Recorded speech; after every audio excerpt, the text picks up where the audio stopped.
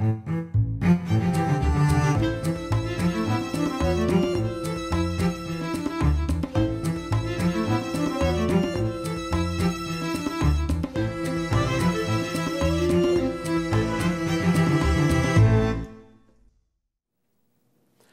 I'm Micah Halpern.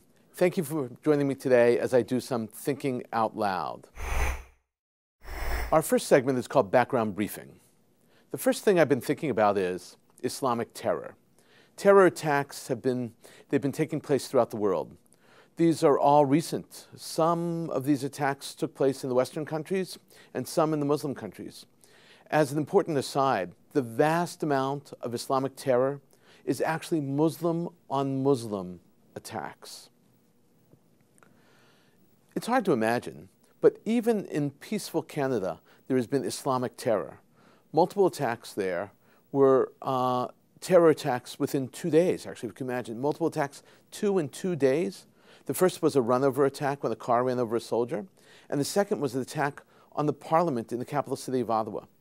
In New York City, police officers were assaulted by a Muslim man with a hatchet.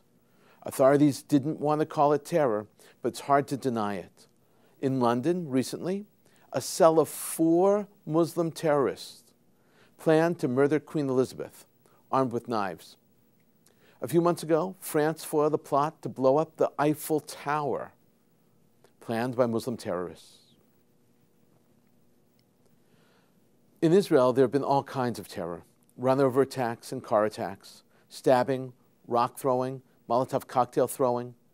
Given all the attacks around the world, I think that we may be approaching a global concept of intifada. This is not a conventional intifada. It's simply an uprising against all Western things. The West is the target. Simple as that.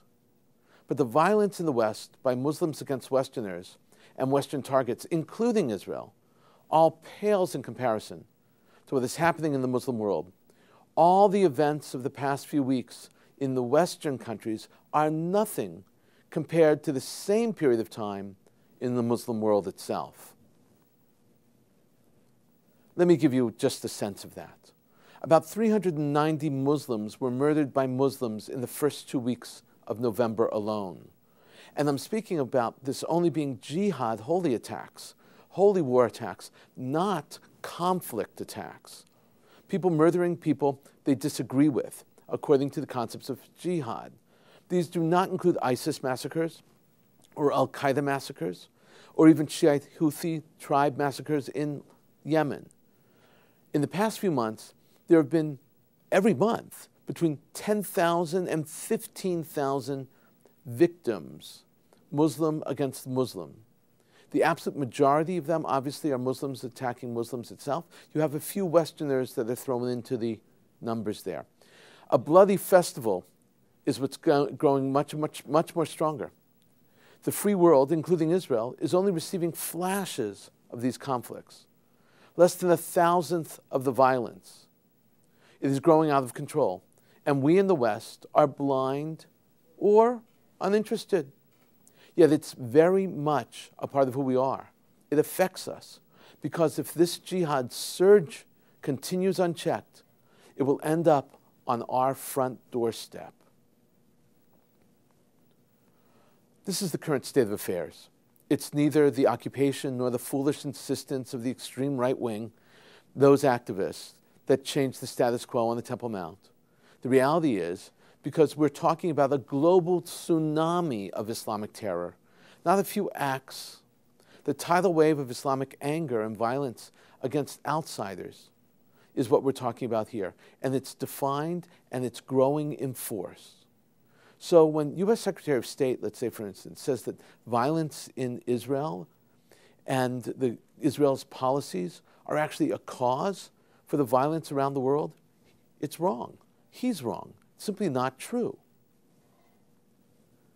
The recent horrific terror attack in Jerusalem, where 2 terrorists attacked a synagogue early on a Tuesday morning, brutally murdering at least 4, illustrates the point. Abbas did condemn the attack, but only in the context.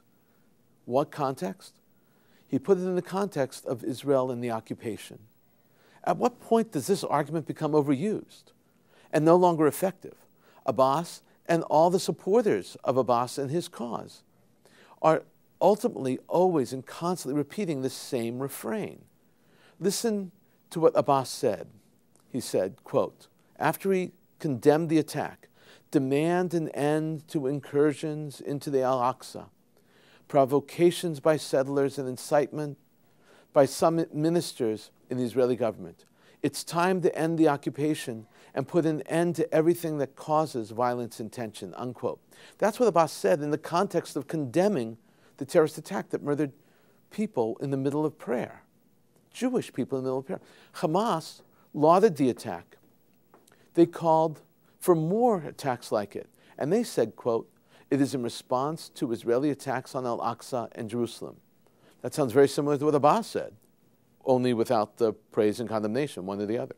Islamic Jihad said the attack on the synagogue was, quote, a natural response to the crimes of occupation, unquote. One has to ask, what is the difference between these three responses? They were all blaming Israel for the terror. Even Abbas, our supposed moderate friend with whom we're supposed to engage in a dialogue. It's all almost identical and all justification for mass murder. Recently, the Libyan city of Derna was declared a part of ISIS, the Islamic State. There are neighborhoods in European cities which are dominated on one level or another by jihad supporters. And you can't go in unless you're a part of that world. These extremists are threatened by freedom and equality. They were especially threatened by women's rights and women's freedom. On university campuses across the United States, you hear that the Muslim-led riots and protests and accompanying violence is all about freedom. It's not. The riots that you see around the world that are justified on university campuses and the violence are about rejecting freedom. Hamas and ISIS don't want freedom. They want total submission, submission to their form of Islam. When Mahmoud Abbas joins the incitement, he isn't serving the Palestinians. He's worsening the situation. When he announces and even writes that terrorists will go directly to heaven, Abbas is inciting more violence. And when the residents of Kfar Kana, let's say for instance, an Arab village and others support a terrorist who attacked police officers with a knife, they're supporting the violence and the anarchy. They are not defending their freedom. They're in the midst of a terrible global wave of Islamic terror. The terrorists are intimidating the masses, and the terrorists have numerous supporters in the West. Not just radical Islamists, but also intellectuals, professors, who say rightist activists are the problem. And of course, they are members of a major anti-Israel campaign. Egyptian Sheikh Yusuf Qaradawi, the most important scholar in the Muslim world probably. He lives in Qatar today. He's a BDS supporter. He supports BDS. Not only BDS, he supports Israel's destruction and also the annihilation of Jews, not just Israel. They want destruction, not freedom. At some point, it should be clear to the people who are singing these choirs in the West, it's not all Muslims.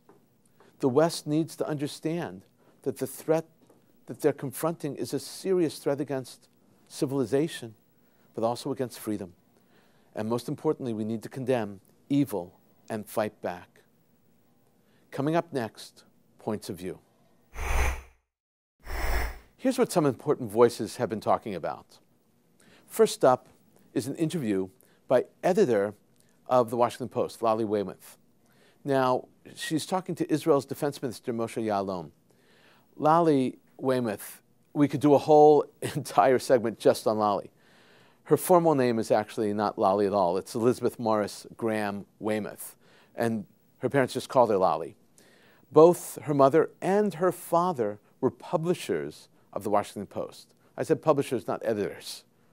Her maternal grandfather, Eugene Meyer, was Jewish and bought the Washington Post in 1933. You'll laugh at this. Bought the Post for $850,000.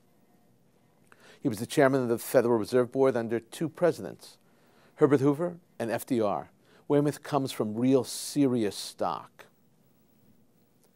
Lolly is the senior associate editor of the Washington Post now. Her great contribution to the field of journalism has been her interviews as an editor and as an interviewer.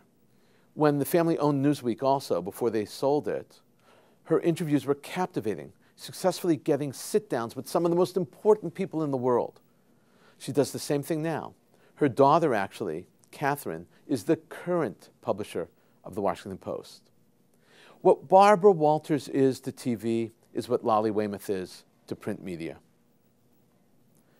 Today, I want to talk to you about her interview with Israeli Defense Minister Moshe Ya'alon. It was published in the Washington Post, as you could guess. The piece is called An Interview with Israeli Defense Minister Moshe Ya'alon. Not a creative beginning, but it's really an insightful interview. Ya'alon, or Boogie, as he's called. Boogie is an army nickname. He was the Ramakal, he was the Army Chief of Staff of Israel. He was the head of the paratroopers. His distinguished military career just goes on and on. But Boogie, and for some reason, and this is an aside, for some inexplicable reason, these very serious people get nicknames in the army which stay with them for life. The public of Israel refers to them by their nickname. All of Israel knows Ya'alon as Boogie. Even the news refers to him as such, and many people in Israel don't even know his real name, which is Moshe. Lolly begins the interview by referring to Ya'alon's comments about U.S. Secretary of State John Kerry. Ya'alon told a newspaper in Israel that Kerry should just pick up his Nobel Prize and stop coming back to the region. So she asks, question, "You caused quite a stir with your remarks about Secretary Kerry." Ya'alon answers, "We overcame that." Then Lolly continues, "Secretary Kerry recently said, the lack of resolution of the Israeli-Palestinian issue is leading to street anger and recruitment for the Islamic State. What is your response?" And here's his response, which is really important. He says, "Unfortunately, we find the Israeli-Palestinian conflict is dominated by too many misconceptions. We don't find any linkage between the uprising in Tunisia, the revolution in Egypt, the sectarian conflict in Iraq, and the Palestinian-Israeli conflict. Mainly, these come from Sunni Shiite conflicts, without any connection to the Israeli-Palestinian conflict. The core of the conflict is their reluctance to recognize our right to exist as a nation-state of the Jewish people." Lolly then continues to push the point because she needs to know. In other words, Ya'alon just put him in his place. She says, at this point, Lolly needs to ask another series of questions. And it has to be about territory and peace, right? Because that's on everyone's question about Israel. So she asks, will territorial concessions bring peace? The Minister of Defense says, nope, they will not. He says they would be another stage of the Palestinian conflict, as we experienced in the Gaza Strip. We disengaged from the Gaza Strip to address their territorial grievances. They went on attacking us. The conflict is about the existence of the Jewish state and not about the creation of a Palestinian one. Any territory that was delivered to them after Oslo became a safe haven for terrorists. Weymouth then gets into the crux of the issue, which is, of course, not just territory, but territory for state, the two-state solution.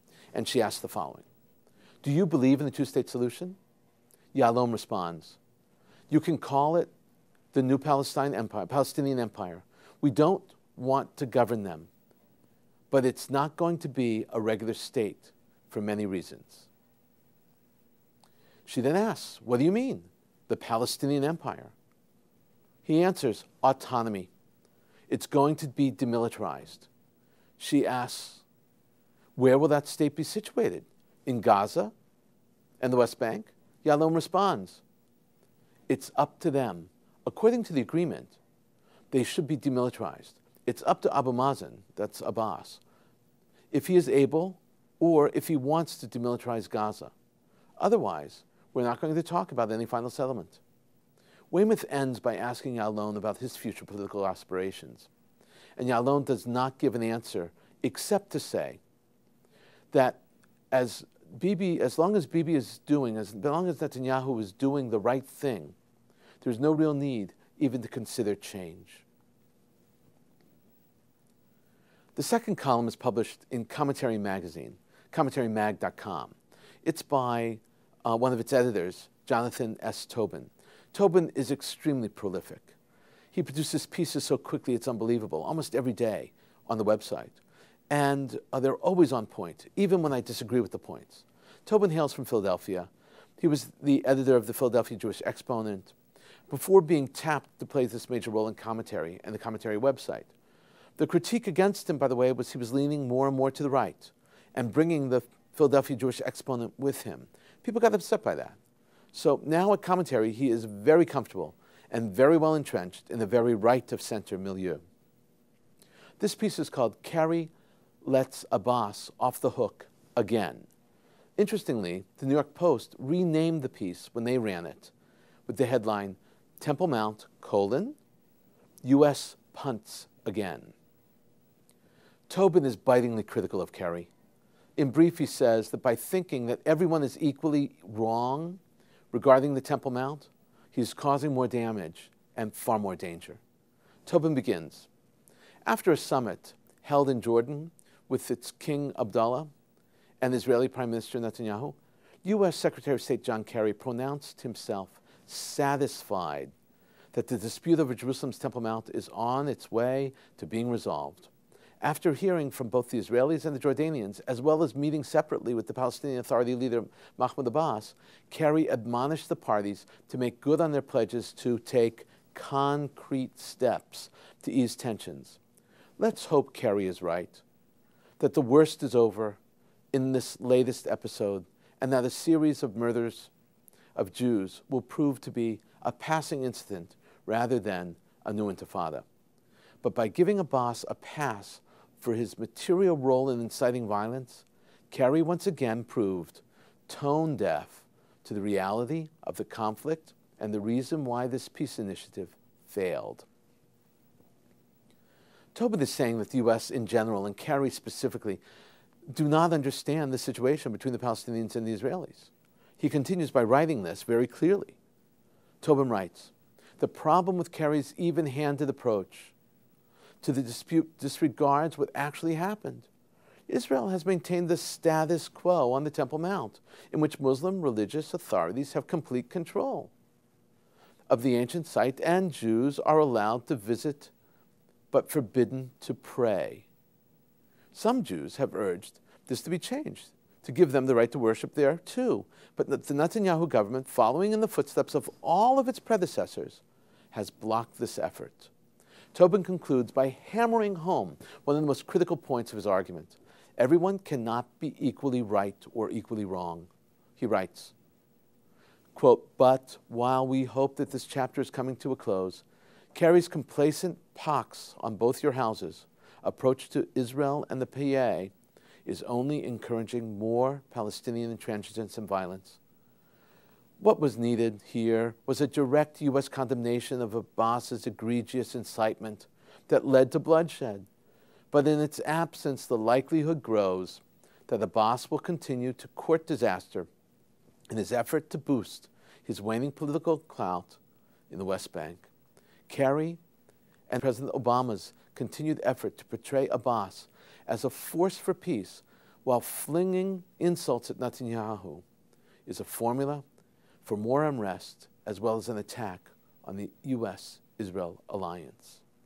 Very powerful, very simple, a great analysis. It sounds correct.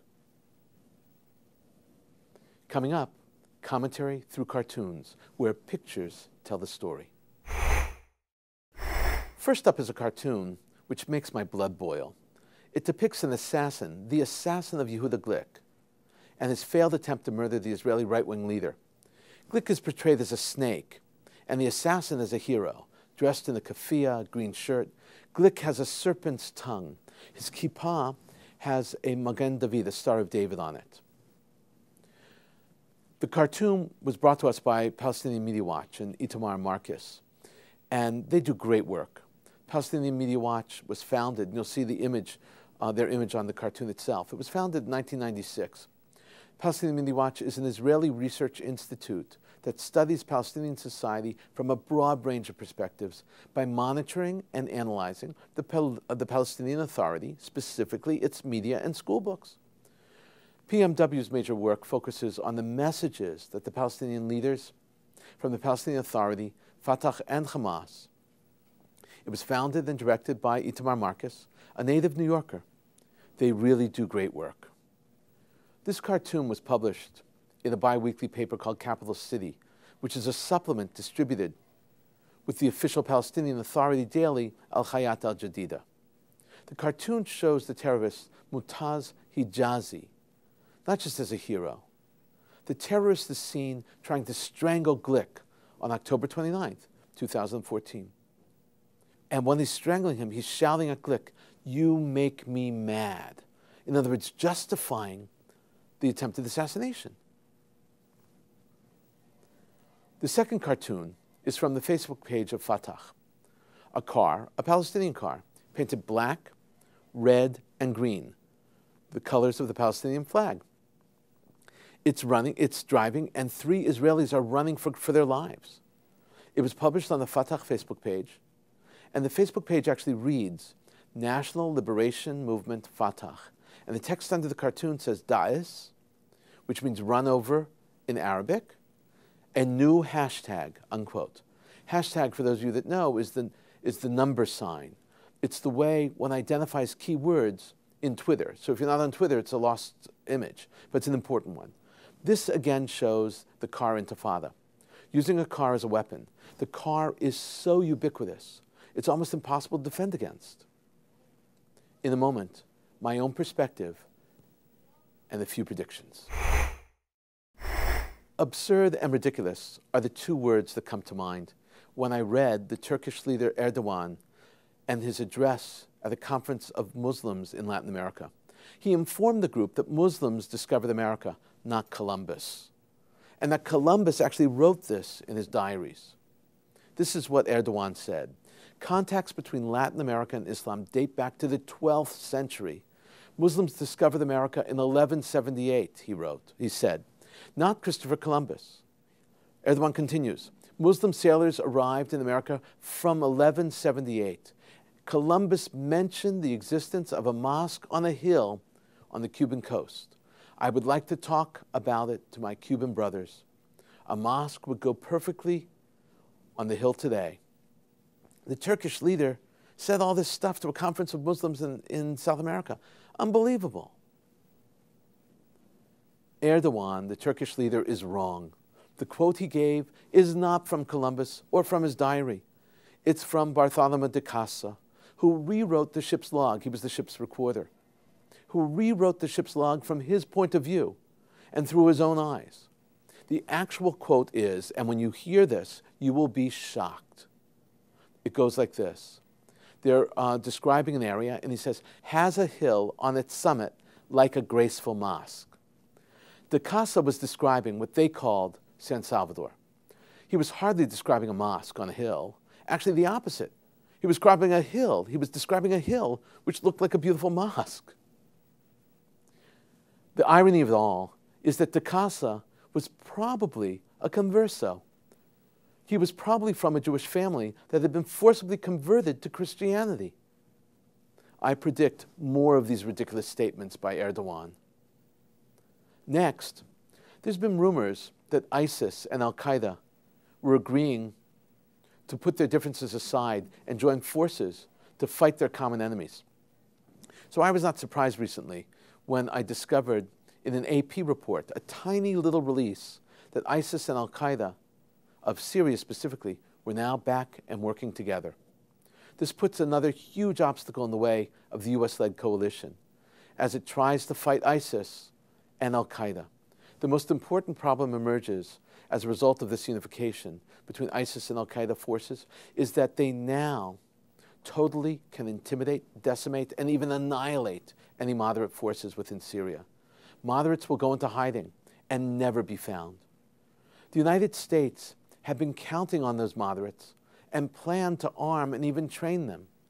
When ISIS and Al-Qaeda were warring factions, there was a chance that the United States could work with the moderates and bring them under their wings.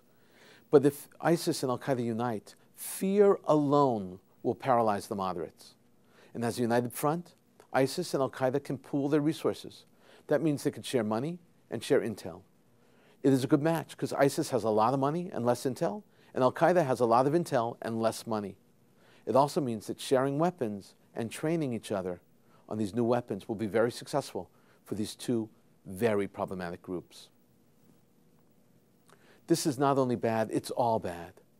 Now add to that the mix that CNN reported that President Obama is charging his senior analysts to figure out how to fight ISIS and at the same time oust Assad. That's almost an impossible combination.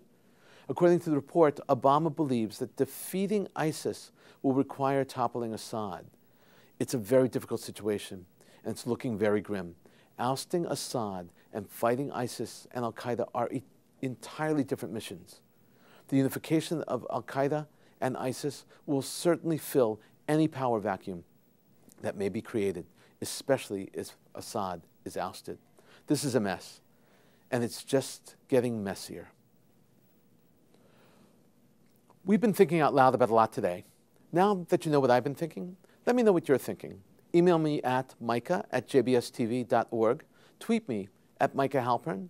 Tell me what you think. Before we end, let me leave you with one picante piece of information. Did you know that there is no Arabic sound P, no letter in the Arabic alphabet? They cannot say P. Actually, there are PH sounds and F sounds. Native Arabic speakers have difficulty saying the hard letter P. They will often say bolis instead of police. They'll say Bandora instead of Pandora, blease instead of please. In the north of Israel, just near Metula, there's an ancient archaeological site where pagans built an altar to the Greek god Pan. It's an oasis filled with water, filled with life. The Greeks worshipped Pan there. He was a fickle god, always portrayed as playing his fife. However, the site named after him is called Banyas, because the local Arabs could not pronounce Panyas. Thank you for thinking out loud with me, Micah Halpern. Let's think out loud again next week on JBS.